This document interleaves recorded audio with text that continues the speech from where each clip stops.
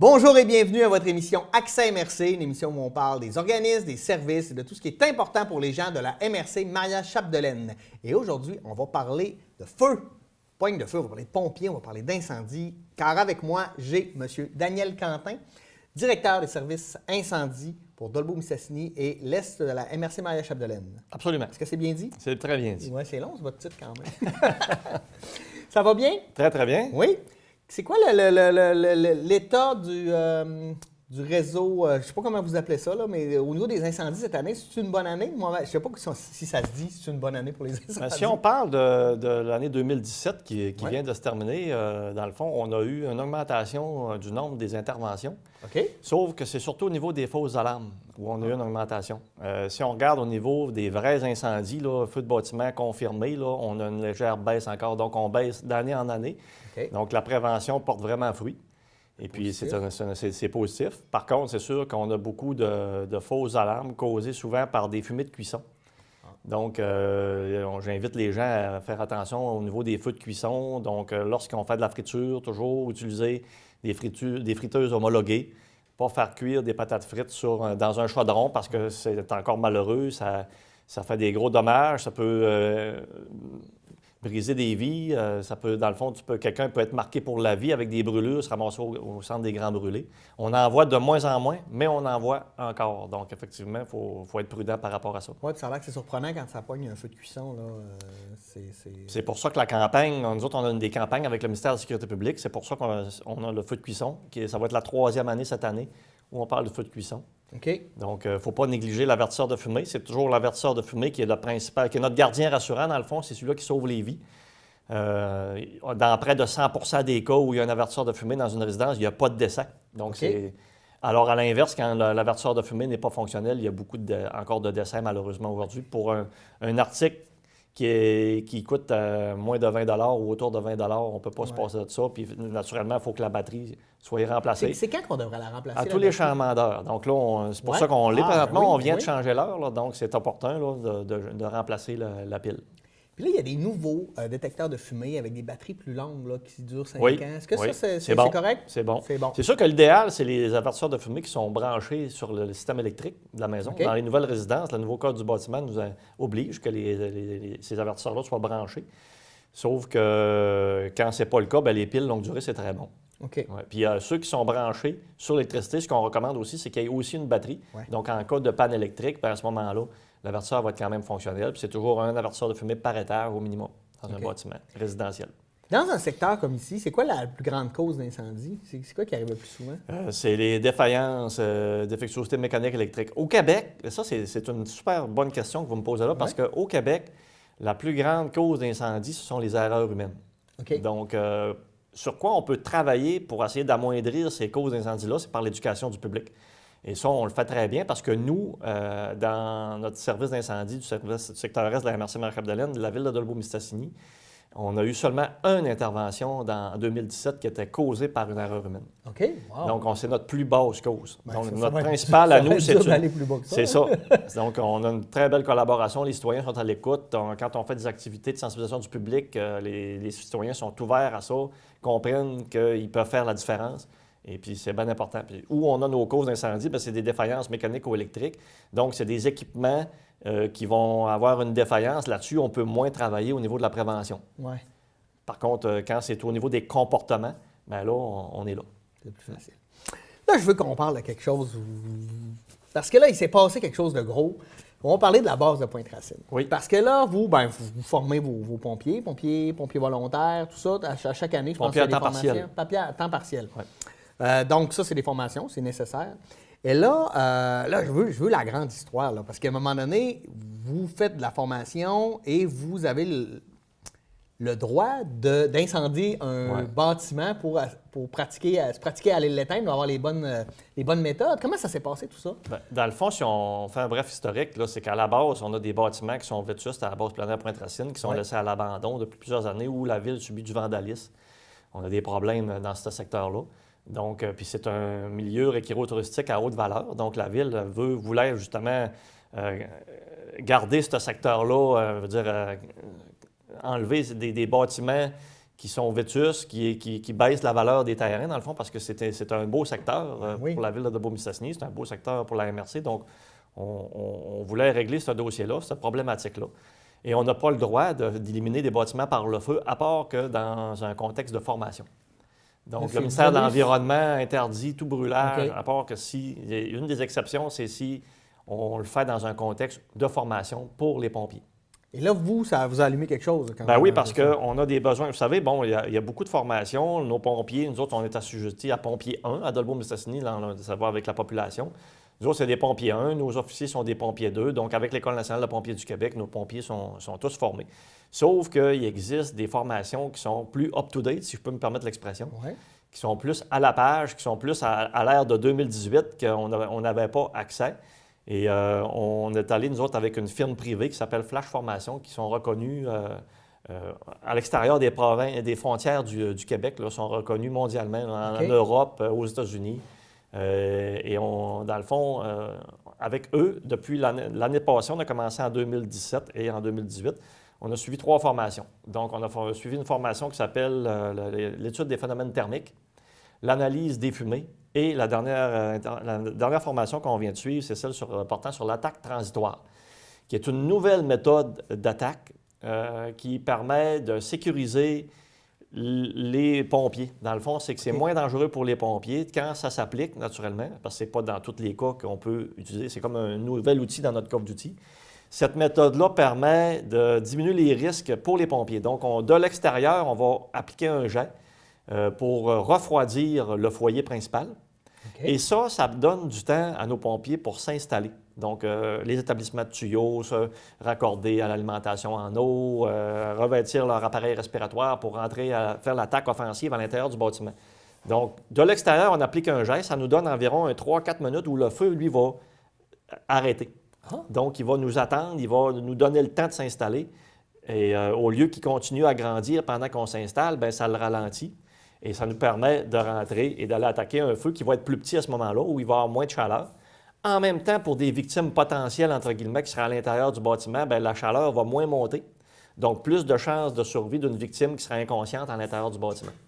Donc, ça, c'est des nouvelles méthodes. Puis là, ce qui est merveilleux dans ce cas-là, c'est qu'on a pu...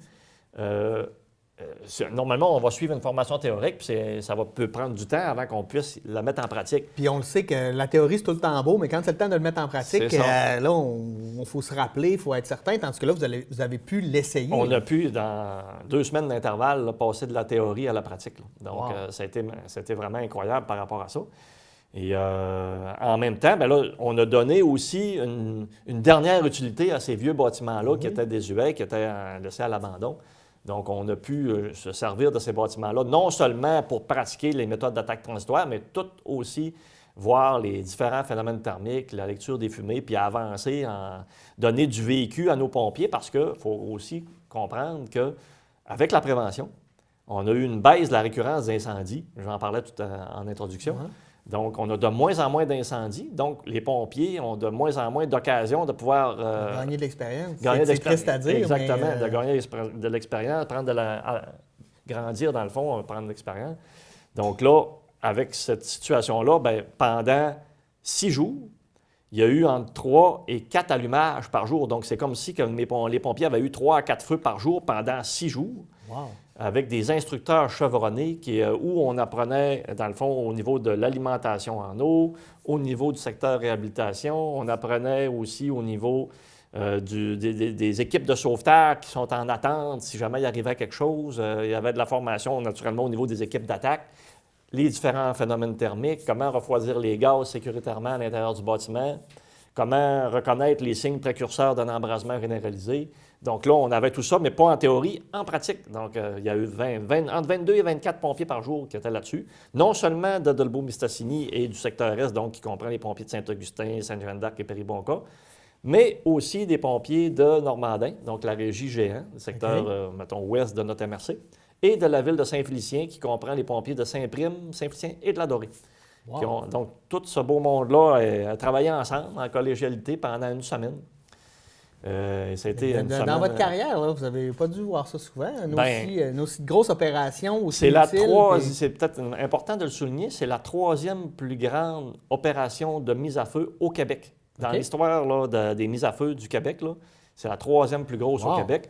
Et on est la première à avoir été chercher une subvention du ministère de la Sécurité publique au niveau du programme de remboursement de la formation des pompiers. Donc, c'est la première fois que c'est accepté de rembourser des dépenses à la municipalité pour des mises à feu.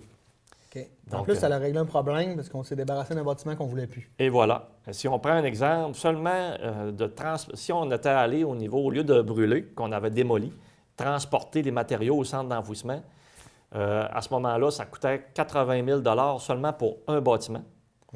Et là, ça va coûter à la ville environ 45 000 pour 5 bâtiments.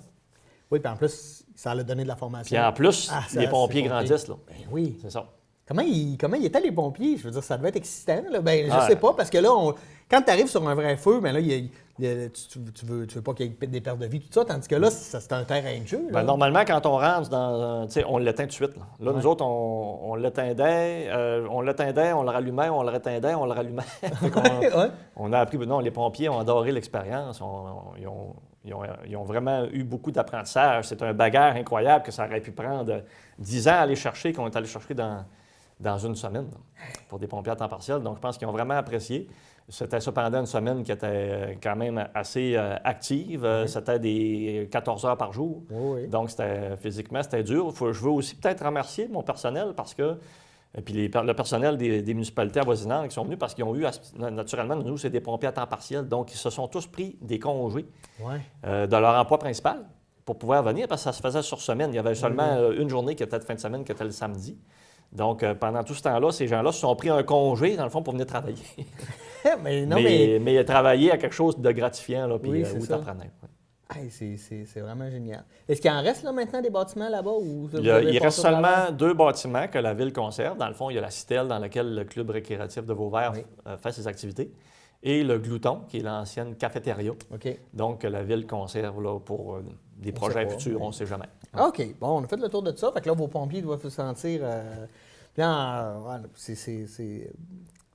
en tout cas, j'aime ça prendre la formation. Puis je m'imagine, en plus que de la formation théorique, mais vraiment pouvoir pratiquer puis avec des experts. De la formation d'avant-garde, avec justement des instructeurs chevronnés. Donc, c'était vraiment... Là, on est en avance. Donc là, on risque d'être capable de faire encore des meilleures interventions. Oui. On avait déjà un beau bilan, mais on va l'améliorer. Parlons-en du bilan. Là, vous avez glissé quelques mots. Qu'est-ce qu'on peut faire de mieux? Parce que là, ça va bien. Là, en fait, ça fait bien que vous ayez pu faire intervenir vos pompiers durant une semaine, mais j'ai l'impression qu'ils n'interviennent pas si souvent que ça. Ça va bien quand même? Bien, on a quand même eu autour de 213 appels en 2017. Donc, on ne fait pas seulement de l'incendie. C'est ça qui est important de mentionner à la population parce que quand on fait nos journées portes ouvertes, les citoyens font le saut de voir toute la panoplie de niveaux de service qu'on peut donner à la population. Donc, on fait de l'incendie, oui, naturellement, mais on fait aussi de la désincarcération automobile, du sauvetage sur glace, sauvetage sur plan d'eau, de l'évacuation médicale en forêt, du sauvetage en espace clos. Donc, c'est tous des niveaux de service qu'on donne à la population, puis les gens ne sont pas vraiment au courant. Puis au niveau cet hiver, ça a-tu bien été, là, quand on parle de sauvetage sur glace? Oui, tout est stable. Dans le fond, toutes les causes d'intervention qu'on a sont stables.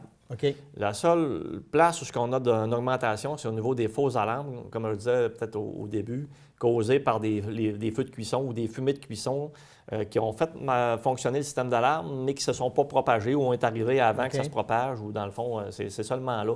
Donc, c'est important, quand il y a une fausse alarme, ceux qui ont des systèmes d'alarme, d'ailleurs, c'est merveilleux, c'est ça qu'on demande aux gens d'avoir des systèmes d'alarme, parce que si vous n'êtes pas là, bien, c'est comme si vous étiez là. Donc, le système, lui, il détecte le feu et envoie ça à la centrale.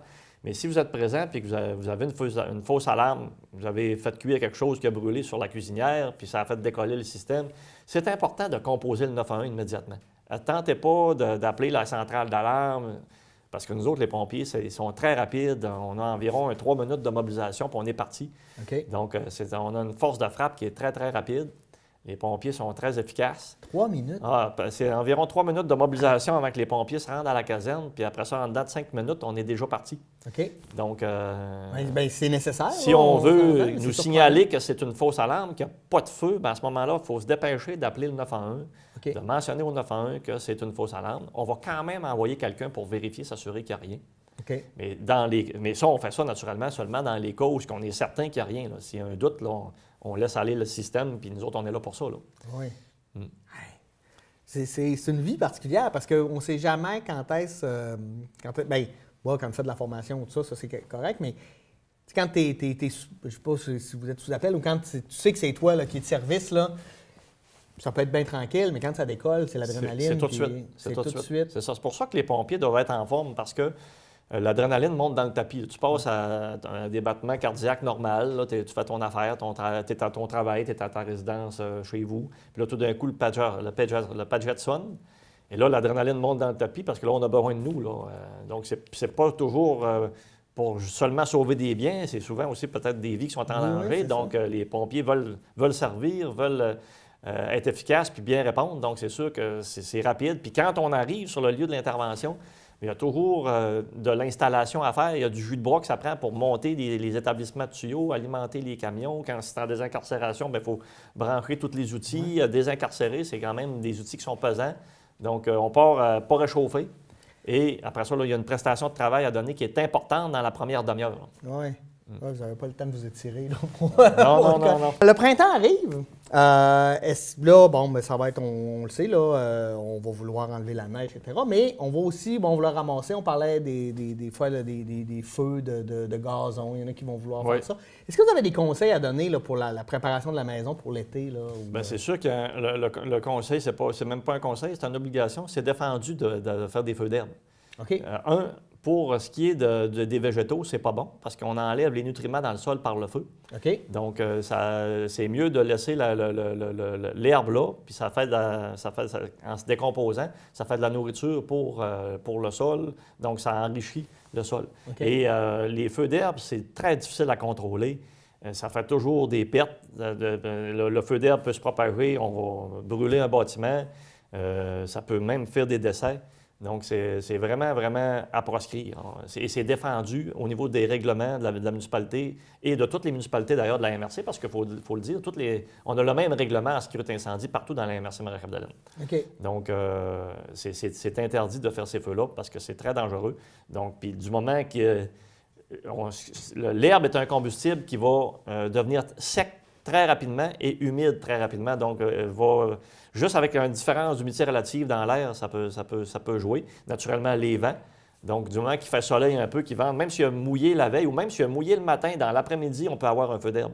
OK. Donc, mais en fait, moi, vous m'apprenez quelque chose. C'est interdit. On n'a pas le droit de faire ça. On n'a pas le droit. Non. OK. Non, mais je il pensais peut, qu'on il peut avait même le droit, mais il fallait le il peut même contrôler. avoir des amendes substantielles si jamais il y en a qui allument là, volontairement des incendies. OK. Il y a d'autres choses à faire attention, en fait. Là. Par exemple, là, moi, j'ai un terrain, je veux faire un feu à ciel ouvert, j'ai un foyer d'ailleurs. Y a-t-il des choses qu'il faut se rappeler? Il y a un permis qu'on peut demander. On ne donnera pas de permis pour brûler de l'herbe. Okay. Par contre, ceux qui sont dans le rural, si jamais ils agrandissent leur terrain, ils font du déboisement, si c'est au niveau résidentiel, à ce moment-là, ils peuvent appeler au service d'incendie.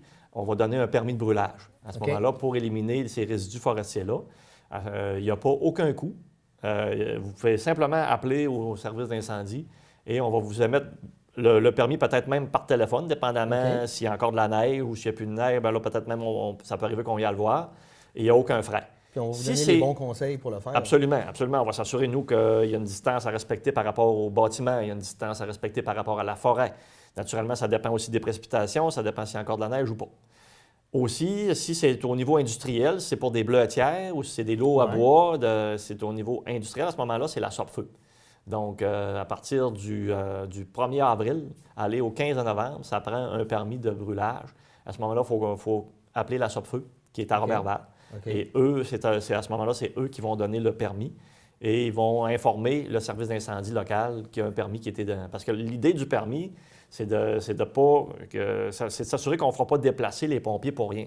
Exemple, vous voulez brûler un tas de branches à l'arrière de votre maison, c'est un brûleur qui est contrôlé, vous avez des équipements, il n'y a pas de danger, mais personne ne le sait. Le voisin voit la fumée, appelle les pompiers, ça déplace les pompiers pour rien, ça coûte des frais à la municipalité. Pendant ce temps-là, on n'est pas prêt à répondre à un autre appel.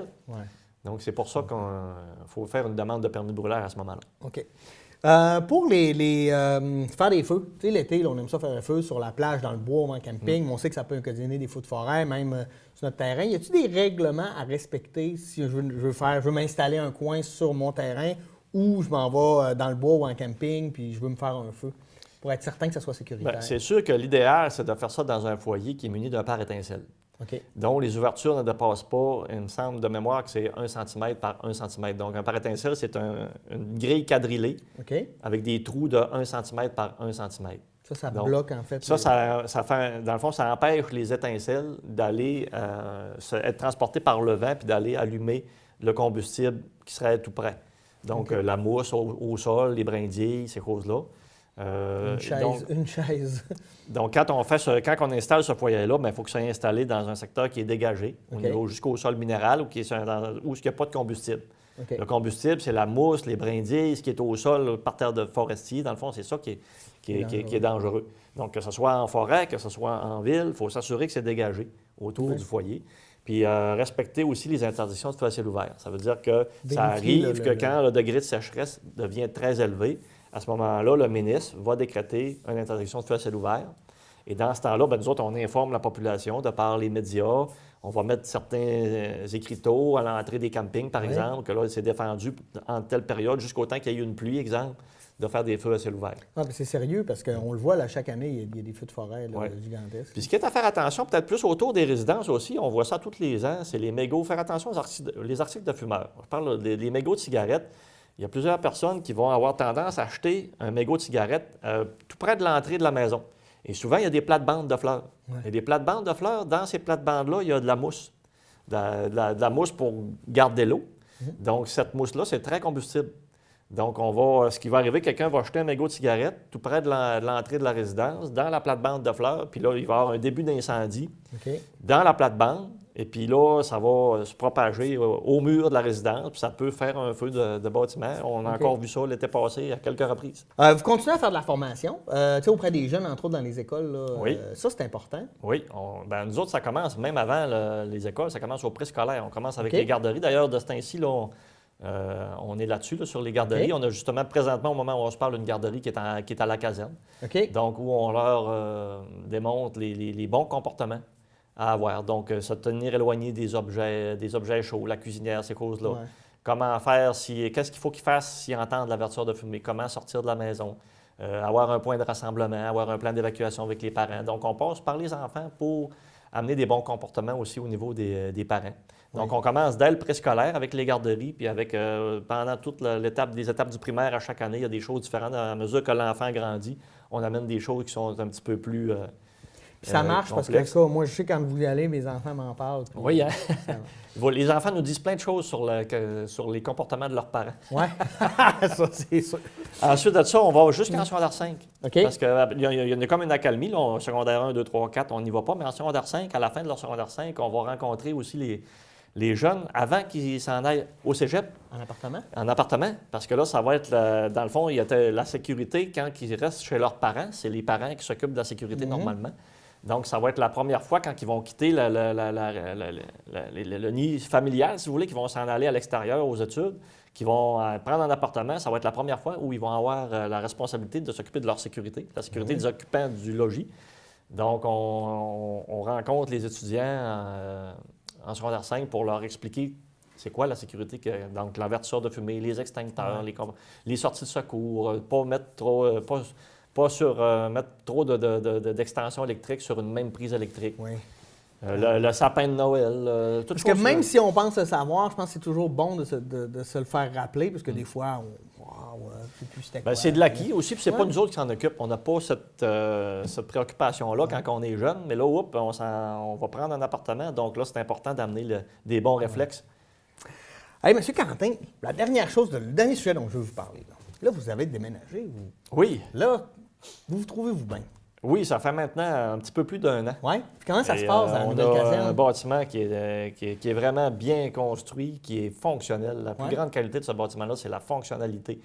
Donc, on a l'espace pour, tous nos véhicules. Donc, on est capable de sortir, il y a une porte, un véhicule, une porte. Donc, avant ça, il fallait sortir, exemple, le camion échelle pour sortir l'unité de désincarcération ou pour sortir le bateau. Donc là, chaque équipement a sa porte. Donc, OK. on gagne en vitesse d'intervention. C'est clair. Et on a des espaces de travail aussi pour permettre aux pompiers de pouvoir faire leur inspection des équipements. Donc, on est capable d'ouvrir les coffres de 2 camions qui sont côte à côte, puis on n'a pas besoin d'attendre de fermer un pour ouvrir l'autre. Donc, tout est capable de se faire en même temps. C'est là que vous vous apercevez comment qu'avant...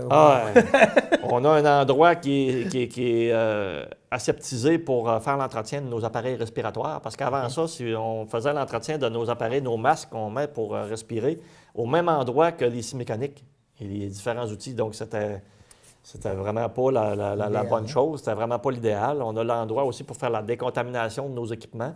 Parce qu'il faut savoir aussi qu'on a appris dans les dernières années que les pompiers sont beaucoup plus à risque de développer des cancers que le citoyen normal à cause de toutes les fumées, toutes les particules qui se déposent sur nos vêtements de pompiers lorsqu'on combat. Parce qu'aujourd'hui, dans les maisons, si je prends juste la table qui est ici, ça, c'est fait en particules. Donc, c'est de la colle. C'est du bois, c'est du brin de scie mélangé avec de la colle. Et la colle, c'est chimique. Et quand cette table-là brûle, si on recule de 20 ans, il n'y avait pas de meubles comme ça. C'était du vrai bois.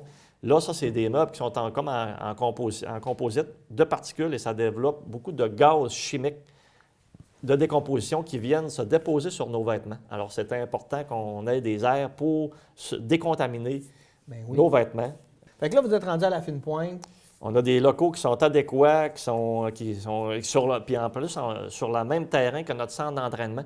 Parce qu'il faut assurer le maintien des compétences une fois que la formation est terminée.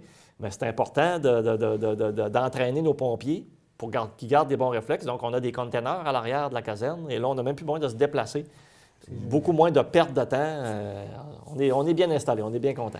Bien, j'en parlerai pendant 1 mois avec vous. C'est sûr agréable de vous recevoir en entrevue. Merci beaucoup, M. Quentin, d'être venu nous parler de ça. Je vous réinvite déjà pour l'an prochain pour refaire un bilan. Ça Merci fait plaisir. infiniment.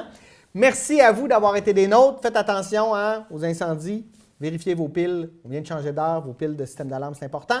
Merci d'avoir été là. Nous, on se dit à la semaine prochaine pour une nouvelle édition d'Accès MRC. Bonne semaine.